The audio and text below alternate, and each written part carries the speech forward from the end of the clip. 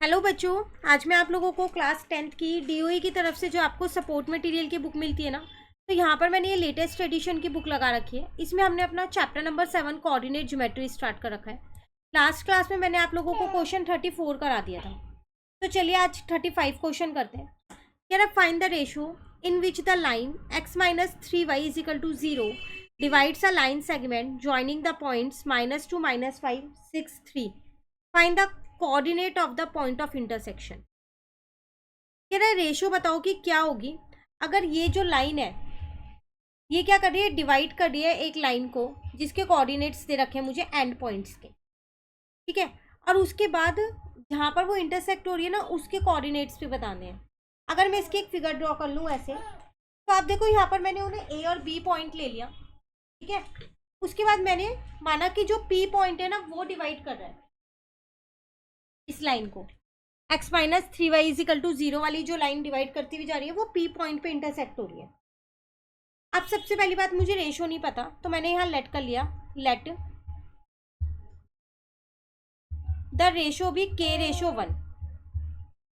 तो अगर मैं अपना सेक्शन फॉर्मूला देखूँ तो x के लिए होता है वो m1 x2 plus m2 x1 divided by m1 plus m2, है ना। और y के लिए होता है वो m1 y2 plus m2 y1 divided by m1 plus m2। ठीक है, x की जगह x ही रह लो क्योंकि आपको वैल्यू नहीं पता उसकी।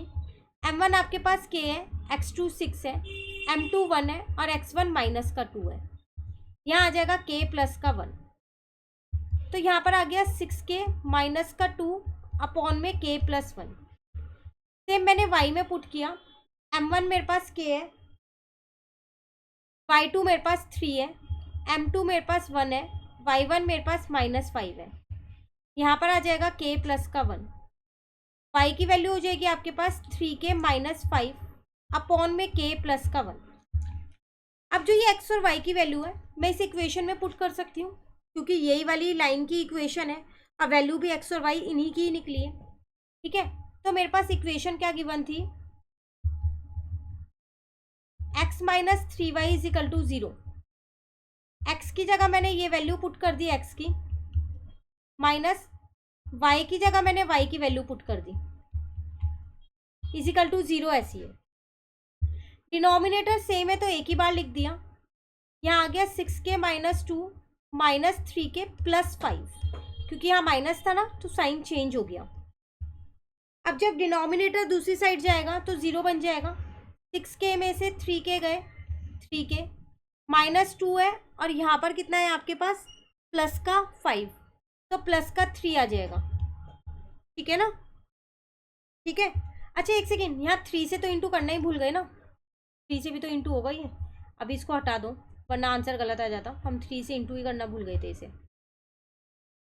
पहले 3 से इंटू कर दो, 6k माइनस 2 अपॉन में k प्लस 1 माइनस 3 3 जा 9 और 3 5 जा 15, k प्लस का 1 ऐसी है। अब डिनोमिनेटर सेम है तो एक ही बार लिख सकते हैं, 6k माइनस 2 माइनस का 9k प्लस का 15 हो जाएगा। अगेन साइन माइनस का था इसलिए चेंज कर दिया 15 का साइन।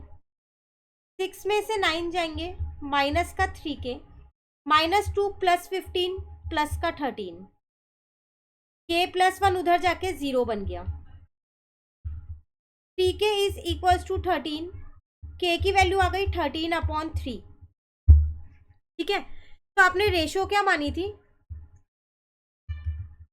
k रेशो 1 था आपके पास, तो 13 अपॉन 3 रेशो 1, तो मैं कह सकती हूँ आपकी रेशो निकल गई 13 रेशो 3। पर आपको पॉइंट ऑफ इंटरसेक्शन भी निकालना था, मतलब x और y की वैल्यू निकालनी है ना। तो अब x की वैल्यू आपके पास क्या थी, ये आपके पास आ गया k और k की वैल्यू आ गई है 13। अब आप इसमें रख सकते हो। तो देखो यहाँ तो k रेशो 1 लेके सॉल्व किया है ना मैंने। अब आपको m1 m2 वाले फॉर्मूले से वैल्यूज निकालनी पड़ेंगी। तो एक बार इसको यहाँ पर दोबारा बना लेते हैं हम अपनी फिगर को। अगेन वही p मेरा पॉइंट ऑफ इंटरसेक्शन सेम है x और y, a और b हो गया यहाँ। तो इसके कोऑर्डिनेट्स थे मेरे पास -2, -5, 6 और 3। ठीक है, अब x इज इक्वल्स टू 13:3 यहाँ लिख दी। m1 है 13, x2 है 6, m2 है 3, x1 है -2। यहाँ आ जाएगा 13 प्लस का 3। ठीक है, सेक्शन फॉर्मूला लगा रही हूँ। सिर्फ अब आपको इंटू करना है और कुछ भी नहीं करना है और सॉल्व करना है। तो 13 को 6 से इंटू किया तो 78 आ जाएगा आपके पास। -3 2 जा 6 हो गया। यहाँ पर 13 प्लस 3 16 हो गया। तो 78 में से 6 को माइनस किया, 72 अपॉन में 16। कट हो रहा है तो कट कर दो।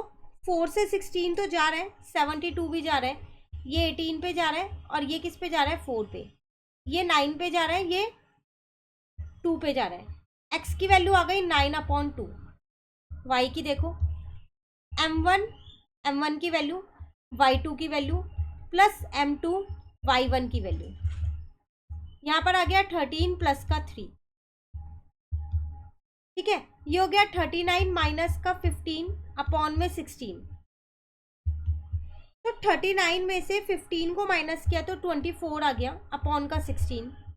4 से कट कर रही हूँ, 4 4 जा 16, 4 6 जा 24, 2 3 जा 6, 2 2 जा 4। y की वैल्यू आ गई 3/2।